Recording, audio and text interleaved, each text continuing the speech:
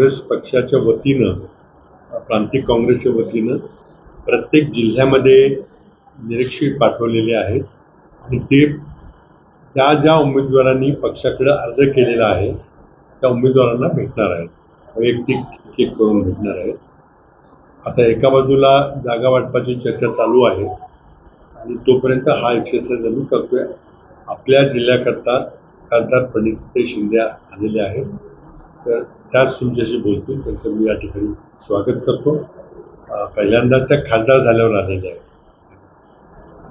काही त्यांना बोलतील, मग त्या नमस्कार. आत्ताच आदरणीय पृथ्वीराज बाबांनी आपल्याला नमूद केल्याप्रमाणे पक्षांतर्गत ही एक्सरसाइज आहे जी आम्ही करत आहोत आणि काही जिल्ह्यांसाठी निरीक्षक नेमले गेले आहेत पक्षाच्या मार्फत. त्याच अनुषंगाने मला सातारा आणि सांगली जिल्हे दोन्ही दिले गेले आहेत. ज्यांचे अर्ज आज MPCC मध्ये प्राप्त झालेत त्यांची आज 1-to-1 मुलाखत आम्ही निरीक्षक या नात्याने घेत आहोत. 8 तारखेपर्यंत ही प्रक्रिया सुरू होईल. त्याच्यानंतर गुप्त अहवाल आम्हाला MPCC आणि AICCला आम्हाला सादर करायचं आहे.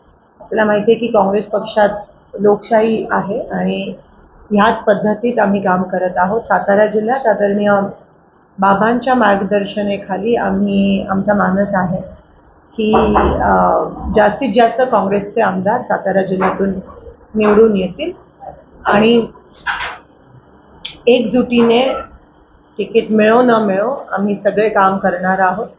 लोकसभेमध्ये जे चित्र तुम्हाला दिसून आलं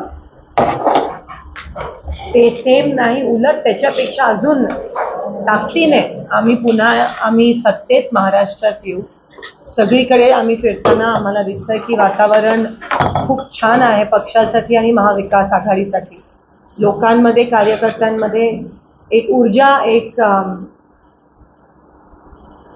उत्साह दिसून येतोय आणि सर्वसामान्य लोकांमध्ये, मग शेतकरी असतील, महिला असतील, सामान्य माणूस असेल, तो पण कुठेतरी हा फसवे जे सरकार आहे महायुती सरकार त्यांना वैतागून लोकांनी ठरवलंय की ह्यावेळेस महाविकास आघाडीला मतदान करून महाविकास आघाडीचाच मुख्यमंत्री महाराष्ट्राला ह्यावेळेस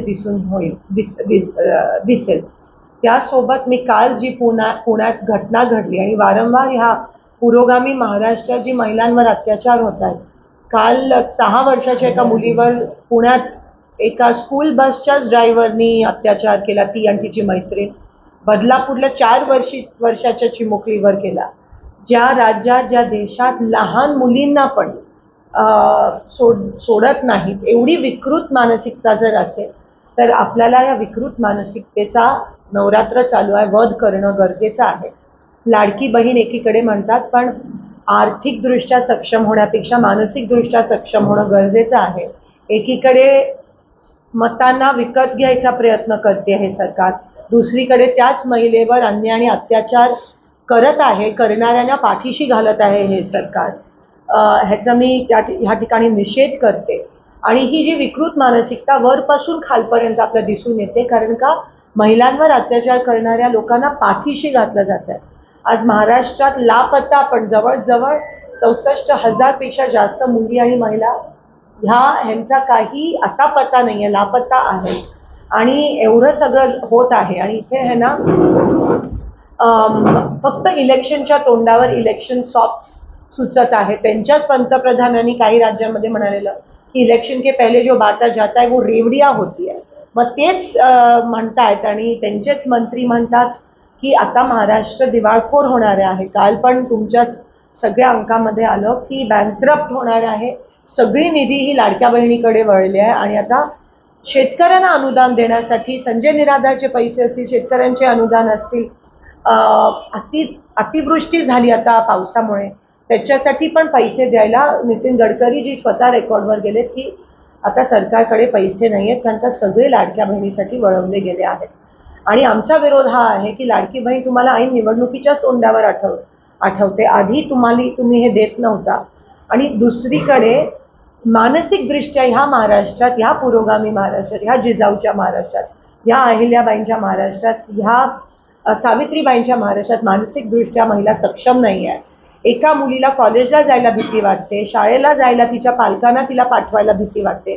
अशा महाराष्ट्रात जर महिलेचं जगणंच, मुलीचं जगणं जर एवढं मुश्किल होत असेल तर ह्या सरकारला, ह्या मानसिकतेला सत्तेत राहण्याचा काहीही अधिकार नाही.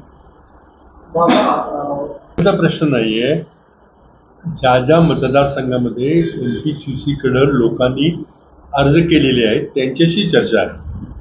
जागा वाटपाचा निर्णय हा वरच्या पातळीवर चाललेला आहे.